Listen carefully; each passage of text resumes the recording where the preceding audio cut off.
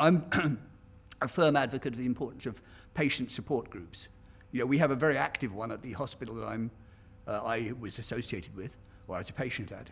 And that, I mean, support groups have an incredible role to play in just giving people the confidence that comes from walking into a room where other people are fighting. They're on the same journey you are. They're on a slightly different track, but you know, you've all got IPF. And generally, I found it a really positive. You know, people living with it, enjoying life still, despite the fact they've got this horrible disease. So I think really from the very beginning, firstly, we need to have support groups at all major hospitals.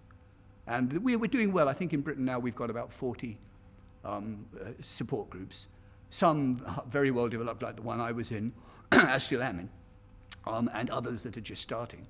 But we really need to get that support group network really up and working. And it needs to be the first thing that the doctor giving a diagnosis says. Why don't you go and you talk to your support group or visit your support group? And it's often difficult. You know, people feel in trepidation. I did to start with. I was scared. You know, I don't want to go into a room full of ill people. You know, I thought I was really had very mixed emotions about whether to go or not. And I walked out of that room at the end of 2 hours with a spring in my step. You know, I said, hey, look, all these people are on the same, fighting the same things I am, but look how much fun we can have. Look at how supportive we can be to each other. So I think support groups are really a very important type of therapy. You know, we all do different things. I mean, I guess, I don't say I kidded myself, but I pretended I wasn't ill. You know, I told most of my friends and most of my previous work colleagues, I only told them a few weeks before my transplant.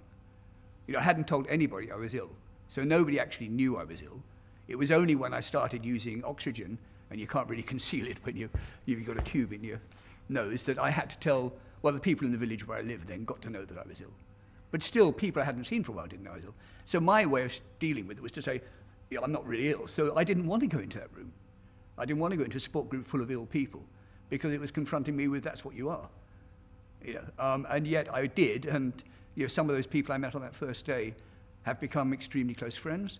Some of them, unfortunately, have passed on already. But you know, it was for me. It was a really it's an overused word, but it was empowering. You know, I came out of there feeling I could manage my disease better. Always go with somebody else. You know, if you have a partner to go with you or a friend, even a neighbor, you know, take them with you so that they can listen for you. Because often when you're told by doctors something which is maybe quite complex or maybe worrying for you, it's difficult to keep your head on what you're being told and the questions you wanted answers to. And I found my wife would quite often interrupt and say, "Doctor, he's talking rubbish. That's not what it's like this." You know, and that was really helpful. And I think, so having somebody with you. And I think there's an issue there for those people who haven't got anybody who can come easily with them, people living on their own or without close friends. I mean, there's something there we need to get better at, in maybe having listeners who can go with people to be their listeners, you know, maybe retired health professionals who can go along and just listen and then help them understand later what's been said to them. But maybe that's a different conversation. Yeah.